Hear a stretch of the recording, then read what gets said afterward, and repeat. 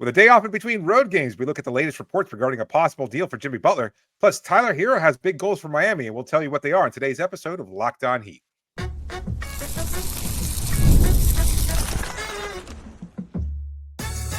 You are Locked On Heat, your daily Miami Heat podcast, part of the Locked On Podcast Network, your team every day. All right, welcome to Locked On Heat, your daily podcast on the Miami Heat, whether you're tuning in on YouTube or your favorite podcast app. Thanks for making Locked On Heat your first listen every day. I'm Wes Goldberg here with David Ramill. Both of us are credentialed Heat media members who cover this team every day. And today's episode is sponsored by Game Time. Download the Game Time app, create an account, use the code LOCKEDONNBA for $20 off your first purchase. Have a great show for you today. We're going to talk about Kevin Love's impact behind the scenes. We're going to talk about Tyler Herro and his biggest goal as a member of the Miami Heat. Plus, we've got a mailbag question that we're going to get to, but we're going to start with ESPN's report that, and this is from Brian Windhorst, who spoke directly with Bradley Beal's agent, Mark Bartelstein, who said that the Suns have not approached Bradley Beal about waiving his no-trade clause in order to help facilitate a deal for Jimmy Butler. Quote, there have been no discussions about trades with the Suns or any other team. Bradley's total focus is on helping the Suns turn things around. David, what did you make of this report? Do you view it as sort of the way that Windhorst put it on an ESPN radio interview, kind of putting cold water on the Jimmy Butler-Bradley Beal trade talks? No, I think you have to be able to commit to the player that you have without alienating him. And I think that's what the Suns are doing. I think that's kind of smart. And I mean, you look at the Suns front office, especially led by James Jones, as a former player who's been traded and knows what that business side is like and how it hangs over a player like a dark cloud. It's the best thing to do to just say, we don't have a deal in place. We're not looking to, move Bradley yet until they have something finalized. So I think this is just playing it safe so that they don't piss off Beal any further, because that locker room is already a powder keg to begin with. They don't want him sulking. He has, as he said recently, he does hold all the cards. Like, he's going to get paid a lot of money, whether he plays or not, whether he thrives or not, it doesn't matter. So why not at least try to create a situation where he could play the best that he possibly can and contribute to winning there until such time, if and when they do find a trade partner to move him. To your point, right? They have not found that trade partner. Miami's not taking Bradley Beal back. If Miami was willing to take Bradley Beal back, I would bet Bradley Beal would have been approached about waiving the no trade clause. But because the Heat don't want Beal and the $110 million left on his contract and inheriting a no trade clause, they don't want that. Until they find another team that is willing to take Bradley Beal, then why would the Suns ever approach Bradley Beal about waiving the no trade clause? There's no framework of a trade in place. They're not going to go to Beal preemptively and say, hey, by the way, we're sort of working on trading you. And if we do happen to find a trade, would you be willing to waive your no trade clause? That would really help us in our negotiations. Like, Beal, he doesn't care about that. He's like, hey, when you have something, talk to me about it. Now, the Suns over the last couple of games have moved Bradley Beal to the bench. That is a clear signal that, hey, we'd like to make you maybe a little bit more uncomfortable. If that is not a flare saying you're not essential to this team, I don't know what else would be, right? And so I think that's part of it. Everybody out of Phoenix is claiming, no, we're just trying to juice the lineup, all these things. Bradley Beal is your third star. You build him as such, and now you've reduced him essentially to a role player. Okay, however you want to frame it, that's what you just did. And if Beal wants to be treated like a star or go to a winning team. Phoenix just lost to Charlotte on Tuesday night. And the teams that are out there, David, that could be that are being speculated about being as potential Bradley Beal landing spots, Detroit has a better record than the Suns. Between the Pistons and the Suns, the Pistons are the team in both are positioned to make the play-in tournament in the East. They are a better position than the Suns, who are currently 12th in the Western Conference, to make the playoffs. If Beal wants to make the postseason, he has a better shot in Detroit than he does in Phoenix. Ditto, by the way, for San Antonio, another team that's sort of been speculated as a potential Bradley Beal landing spot. They're higher up. They're 2 games up on Phoenix in the standings, 1 or 2 games up on Phoenix in the standings. They've got Victor Wembanyama playing like a top 10 player in the league. If you're Beal and you're approached eventually, I'm like, yeah, this thing is not working clearly. Send me to Detroit, send me to San Antonio. At least let me get in the playoffs. Has he spoken about the demotion or how He he said he views it? was I'm not sure. he said he was 100% surprised by the demotion. That's Ooh, about all he said. yeah, so they are. Yeah, I mean, I don't know. It seems like a lot of people are interpreting this as kind of trying to set coals to his feet or something like that, or kind of trying to make him in an uncomfortable situation so he'd just be like willing to leave there for anything. I don't know. I mean, maybe he's happy in Phoenix. He's been there for what, 2 seasons now? The fact that it's all fallen apart so quickly is kind of remarkable. And yeah, to your point, if he wants to win, I don't know what he's going to get paid regardless. I don't know what the other cherry on top of that is going to be. Like, it's winning, or is it a matter of placating his family or being in the right place? Like, I So mean, with the Detroit. family part, there has been reports that his family and him are very happy in Phoenix, and that's certainly part of it. In Windhorst report, he said that that Bartelstein, Mark Bartelstein, again his agent, who spoke directly to Windhorst, Bartelstein did not rule out the possibility of waiving the clause for an approved deal, as Beal did in 2023 when he was traded to the Suns, if a quote unquote perfect situation came up. But that action is not currently under consideration. Bartelstein reiterated. So, look, this They to like the me, sun. They like the sun. The family likes the sun. They want to stay in a warm sure, right, location. It's basically that Miami at this point that he would prefer going to. right, and I understand, like, why would he want to move to San Antonio? Why would he want to move to Detroit when he's been in Washington, D.C. and then Phoenix? And I understand that, but these players don't necessarily need to live there. You're going to go to this place, play half your home games there, play half of your games there, play half the other games in other cities around the country. And then in the summer, you could go back to Phoenix or Los Angeles or wherever it is Miami, wherever it is that you call home, if you're Bradley Beal over the summer months. I don't know. I would not rule out him waiving this no trade clause. I touched base with a few people who are around that team, and they said it's more than a likelihood than not a likelihood. It's more possible than I think most people assume it is. Percentage chances, 25% chance. I mean, I didn't ask anything like that, but I I would imagine it's higher than 25%. Like everything just seems impossible until it happens. Yeah. If you're Bradley Beal, why would you want to stay in Phoenix at this point? Because you're going to get paid $63 million or however much he's collecting this year. Money comes with him everywhere. Yes, true. But again, if the family's happy, and we're talking about kids being moved out of school, the wife, etc., like those things matter. It's like, this is basically a paid vacation. He could be playing golf all day long if that's something he's interested in. It's a lot different than, especially now. You're talking about being shipped in mid-January for the most brutal part of the winter to Detroit, of all places. Like, that's not as acceptable. I mean, you're going from 100. No, with the weather in Phoenix right now is probably like in the 70s. I need a reporter to ask Beal what his favorite kind of pizza is, and if he says he prefers square pizza from a pan, then that's your answer, right? He's like, and we're like, well, do I got the place for you? If he just says Little Caesars is his jam, get the Pistons on the phone. 65 and mostly sunny in Phoenix. Like, you don't want to compare that to Detroit. I mean, it is so much warmer there than thing. it is in Miami. Maybe I'll move to Phoenix. It's freezing in here. It's freezing out here today. I see this report, and I will not take it as. I'll just tell you what I will take it as. The idea of Jimmy Butler going to Phoenix is not dead. Bradley Beal going to a third team in order to facilitate that deal is not dead. What this means to me is that we're far from getting to that point. That the Heat and the Suns together have not found another team, another trade partner willing to take on Bradley Beal. And I wrote about this for the whiteboard today, a newsletter we do with Fansided, and I don't think Bradley Beal should be untouchable. If I were the Pistons or the Spurs, I would be jumping at the chance to acquire Beal, as long as I was also getting that 2031 Phoenix pick. Because Beal, as untouchable as he was, or seemed to be at least, at 2 years ago when he was traded from Washington to Phoenix, that was 4 years left on his deal for more than $200 million with that no trade clause. Now we're talking about a couple of years left.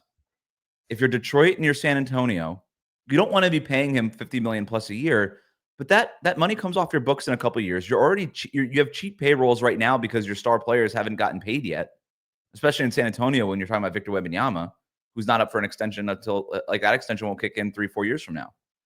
And you could just eat that Beal contract. He can help you. If you're San Antonio and Detroit, you're trying to make playoff pushes. He's still a helpful player, still shooting 40% from three. Those are two teams that need spacing in a real way. And you just deal with it for a couple of years, and then you get that 2031 golden ticket. That might be the most valuable asset out there. And all you got to do is eat Beal's contract for a couple of years. If I were San Antonio or Detroit, I would be jumping at that. I would be jumping at that right now. Well, I agree with you. I think San Antonio perhaps more so than Detroit, although Detroit certainly has a gap to fill with the loss of Jaden Ivey for the season. So they could certainly use that kind of veteran leader, scorer, etc. But at the same time, I think it still boils down to what Beal prefers. And I mean, maybe the locker room has not gotten uncomfortable enough yet for him to kind of force his way out or to start agreeing to something. But I'm sure there's been conversations. There have to have been at this point. I think Behind the the urgency scenes, from but Miami. Beal, the conversations, I'm sorry, with the teams at the team level, the front office level? Yes. Oh, of Yes. course. But I'm saying, I'm sure, I don't know what the holdup would be then, because I mean, it's either one of the parties involved isn't agreeing to something that's happening. Miami, again, has the urgency to try and move Jimmy Butler as quickly as possible. Sorry to cut you off. My sense is the Phoenix's willingness to trade that 2031 pick unprotected. The reporting out of Phoenix, at least, has been that they've been reluctant to do that. I do wonder, push comes to shove, we get closer to that February 6th deadline and you keep losing to the Charlotte Hornets.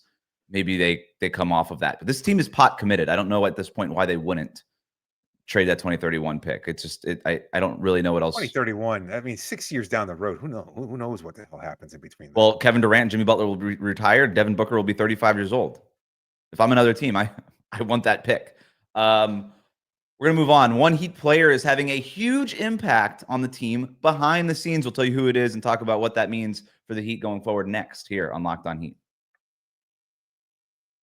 Today's episode is brought to you by Game Time. Everybody loves going to live events, whether it's sports, music, theater, or comedy.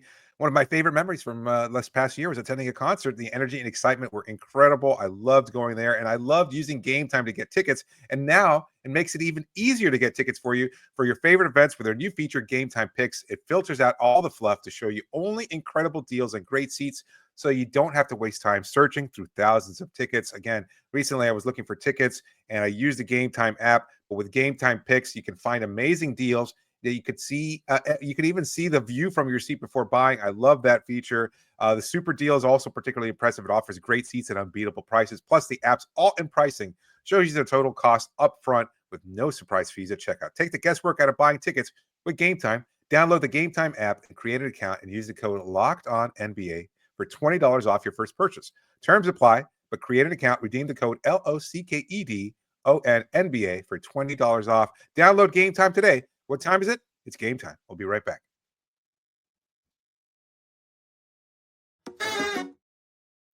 Thanks again for making Locked On Heat your first listen every day. A reminder that your favorite NBA team has a free daily newsletter introducing the Locked On Heat newsletter. One stop for ultimate Heat and league coverage with local analysis and amazing writing from Katie Heindel, Mike Shearer, and Locked On fantasy basketball tips from Josh Lloyd. Sign up for free now at lockedondaily.com. David, I have a few clips that I want to get to here. We didn't have time to get to this one after the Warriors win, but I want to play this sound from Nikola Jovic's interview with the broadcast after the game. Listen to what he has to say about Kevin Love in this clip. I want you to talk to us about what this win means to you guys coming back from the double overtime heartbreak last night.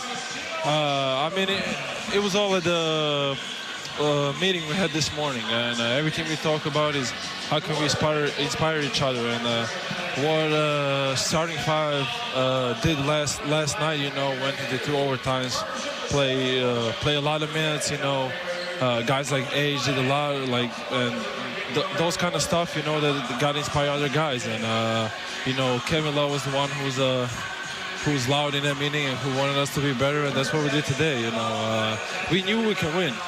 We know we have a great team, and he was just kind of, like Spo said, breakthrough win. That's what we needed, and I think that's what happened. Kevin Love using his voice in the locker room in the team meeting before that Heat game in Golden State.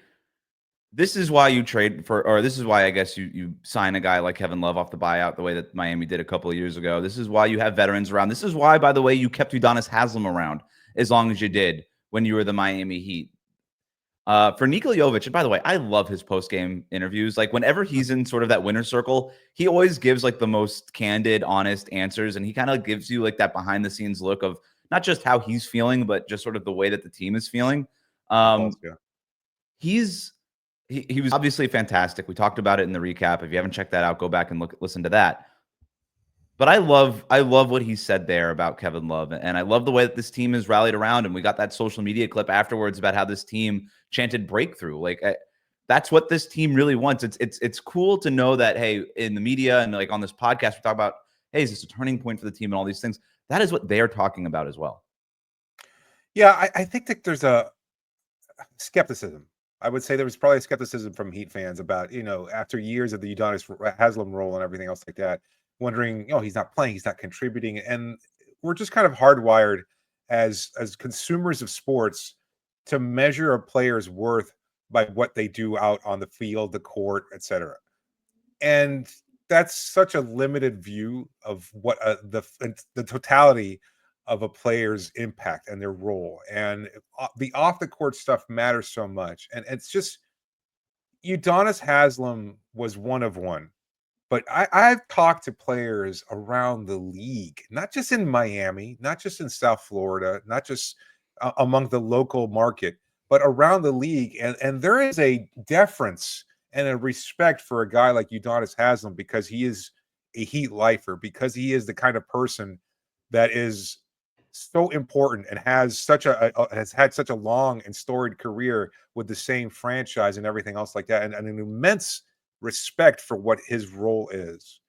And I recall, and maybe some of our other fans have forgotten this, but during the Orlando bubble, when there were player meetings regarding the things that were taking place around the country and whether or not there was a decision to be made from the players about whether or not they should choose to play, one of the loudest, if not the loudest voices amongst all the remaining players that were in the Orlando bubble was Udonis Haslem's. That's the kind of voice he has. That's the kind of presence and power he has. And so now that role has been vacated, I think there is an obvious need for it. And I think that was pretty prevalent last year.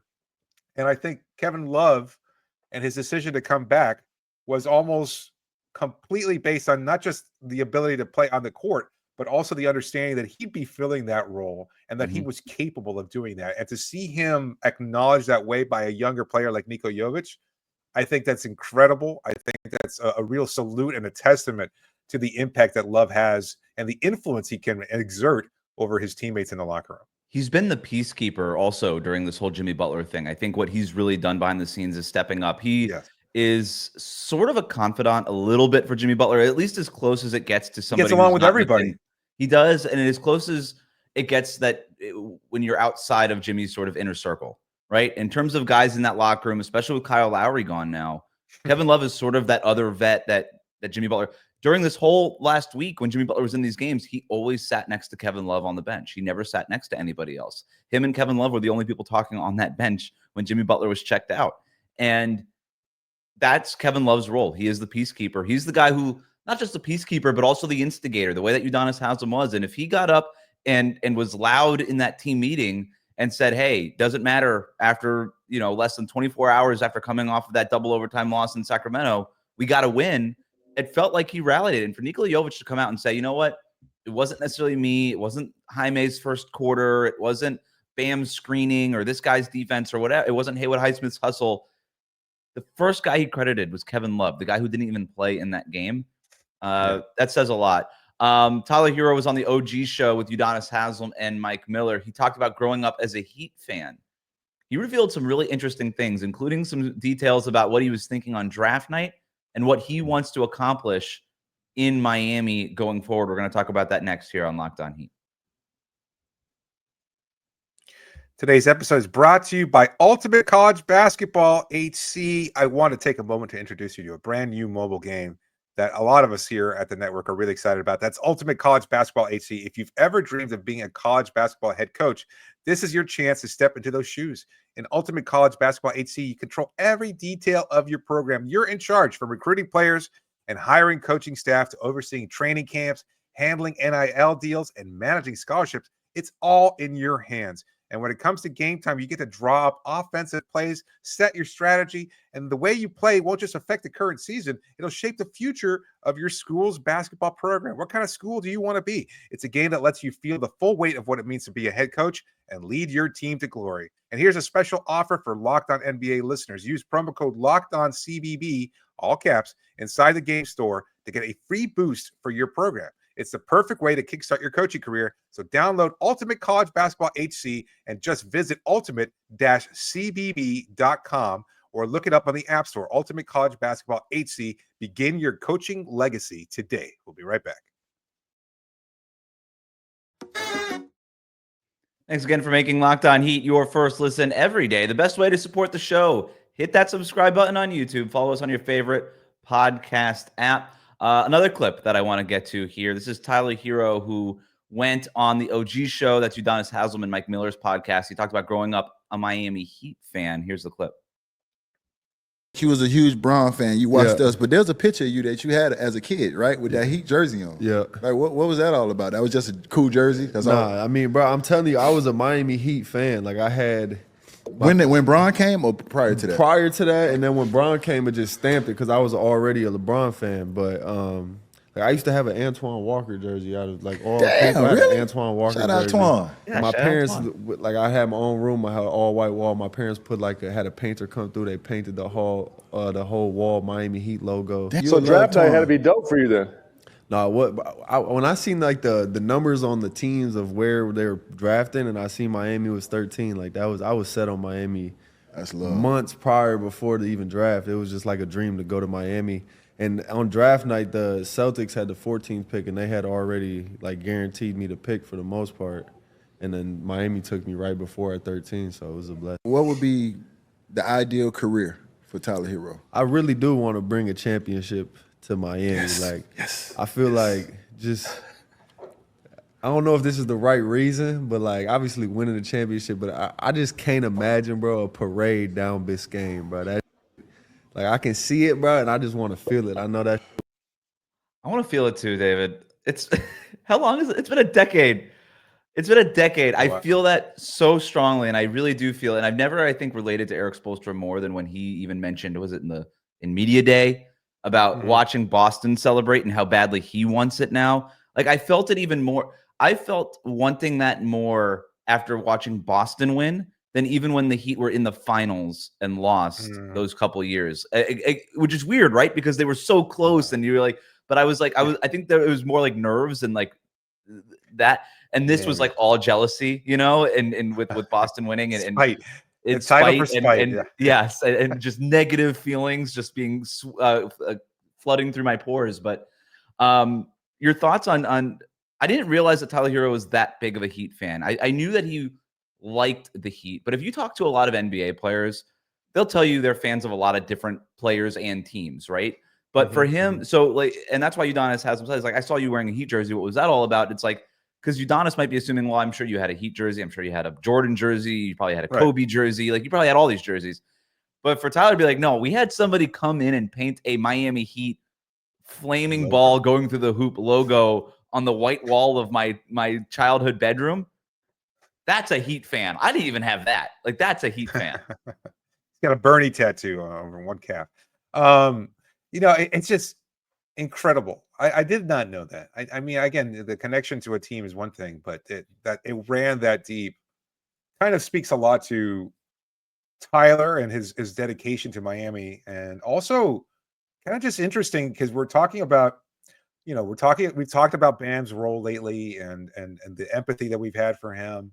And we've also talked about Jimmy Butler and the fact that we thought he was going to be a Heat lifer, and that unfortunately that relationship has ended. And, Tyler is a player and a person who has gone through his fair share of adversity over the last few seasons in terms of being constantly linked to trade rumors and things of that sort, and having to deal with that. Imagine you're picked by your childhood favorite team and you're like, this is it. This is the peak of my career. His first season is incredible in terms of just the stories of being a rookie, hitting game-winning shots on a number of occasions, being ignitable and wanting the ball in those situations and being able to do it for the team that you loved as a kid.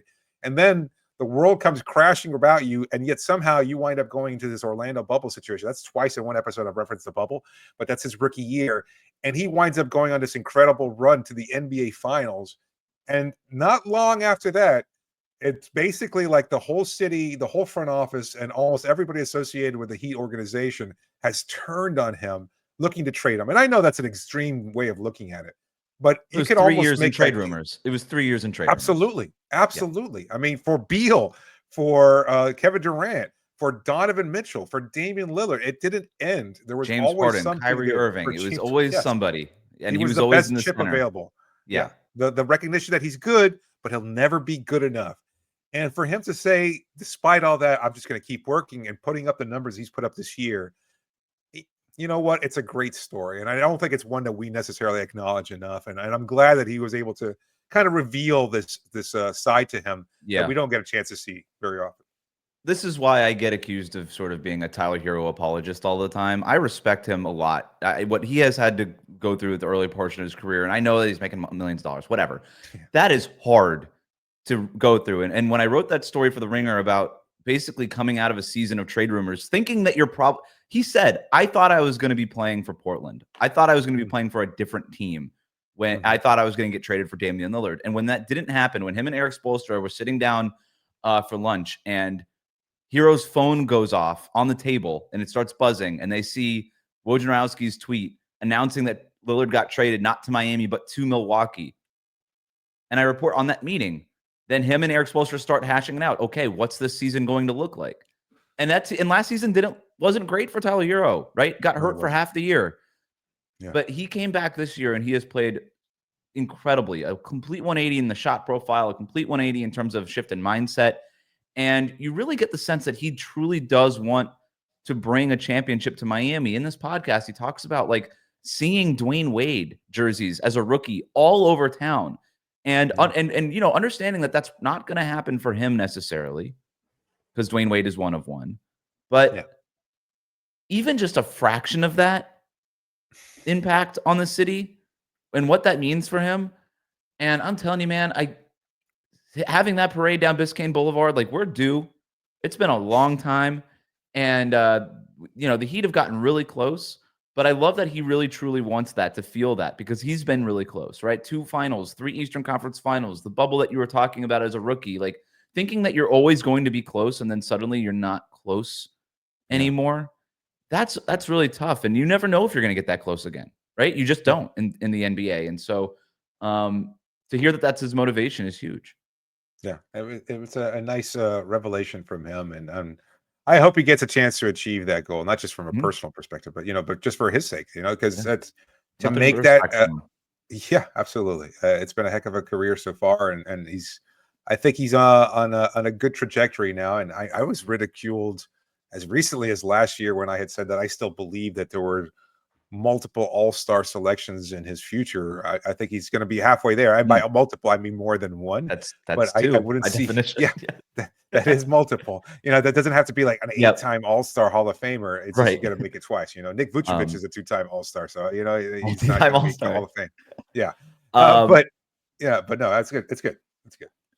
Last thing here, we got a question in the mailbag, the old email. David, we still have an email. If you have mailbag questions that you want to send to our email address, you could do so at lockdownheat@gmail.com. This comes from a different David, not you, David, but a different David. Unless it was you, David, that was just emailing. I would not email myself now. It says, hey, guys, big fan of the podcast. Listen daily. Also, diehard Heat fan for 25 plus years. I've listened to almost all of the Jimmy Butler / Heat fallout discussion of late. And the thing I find most puzzling is no one has mentioned or asked why Jimmy Butler isn't willing to take a hometown discount in order to stay in Miami. He clearly loves it here, and provide the cap relief to allow the team to add around him. It's very clear that the only issue is money. Everything else is pure conjecture. So why isn't anyone discussing the idea that JB could have asked for a quote-unquote less than max extension that declines year over year? 3 years, $100 million seems fair to me. Given the existing team chemistry, the Miami lifestyle, and no state income taxes, one would think there's a middle ground here that keeps one of the greatest Heat players in team history on the team,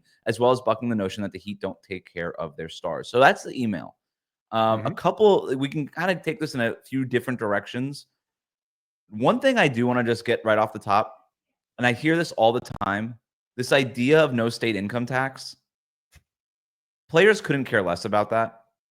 They don't care. They want the dollar value. They want the press release. They want the dollar value. When we're talking about the state income tax, it is big money for these players. Obviously, the more money that you're making, the more you're going to get taxed on it typically. But they really, that very rarely factors into star players' decision making. If there's max money somewhere else and they could be labeled as a max player, they will literally take less money when you attribute the state income taxes, as long as it comes to the label of being a max player. Like, these players don't care about the state income tax as much as we, outside of all of this, think that they do. That was way too long on state income taxes, David. I never want to talk about taxes that long on this podcast again. But the general idea that why wouldn't Jimmy Butler take a hometown discount? Let's talk about it, because we've been told that we haven't talked about it. Well, we have. Sorry, David, but we have brought it up before. Like, we have talked about, not necessarily from his perspective, that I thought it would be fair and a more realistic evaluation of where he is in terms of his career and what the Heat are willing to do in order to offer something in the realm of what he suggested, 3 years, 100 million or something like that. But to your point, this is an ego play. This is something that players do a lot, is they just want to be associated and known as a max player. And they want to be able to say, I make X amount of money, and this is why I am paid in such a regard, because I am this kind of level of player. And so pay me as such. And again, we've had these conversations, as nuanced as they might be, a number of times. This is not to fault Jimmy Butler. I know it seems, and some fans will turn on him and view him as greedy, but again, this is his opportunity, his last opportunity to create generational wealth. And we're talking about a matter of not just a couple million here and there. Like, we wouldn't, it's not change that you find between the cushions of your couch. This is tens of millions of dollars over the course of the contract that he would be sacrificing to take this hometown discount that David referred to. And so I think it's kind of unfair to just suggest, yeah, he should be willing to take this discount. It doesn't happen. That's another thing too. It rarely happens. I know LeBron took a little bit of a discount. Again, these are guys in the peak. Jalen Brunson took less money with the Knicks, but these are guys in their prime with and another. What has he said since presumably, then? What did he say since then? Like, what did he say? I will never take less than the max ever again, and he hasn't. Exactly, and that's because these guys had other max contracts that were due for them, and we don't know that that's the case for Jimmy Butler. I will say this: who knows if a hometown discount would have been possible? Enough. Perhaps it would have been, but Pat Riley lit up that entire idea in flames when he called out Jimmy Butler in the end of season press conference. Why would you take a hometown discount when the president of the team is calling you out publicly the way that he did? And so that hometown discount goes more to, yes, of course, Jimmy Butler likes living in Miami. This guy's a multimillionaire. He can visit Miami whenever he wants. He's got a big face coffee storefront in Miami. He'll be around. It doesn't matter, right? He's got a mansion in Los Angeles. He doesn't live in Los Angeles. These players could just visit wherever they want and have homes wherever they want. That doesn't matter. Like, that does not matter. The fact of the matter is that he wants to feel wanted by the organization, and right now he hasn't. So why would he give a hometown discount to an organization that doesn't want him? And also, this, by the way, I'm not sure the Heat wanted to give him this hometown discount. That has also been brought up over, like, basically since the offseason. I'm not sure they want any version of this. But you know what? We'll never know, because it sounds like Jimmy Butler's probably played his last game for the Heat, or certainly that's happening soon enough. Thanks for making Locked On Heat your first listen every day. Like, comment, and subscribe on YouTube. Follow us on your favorite podcast app.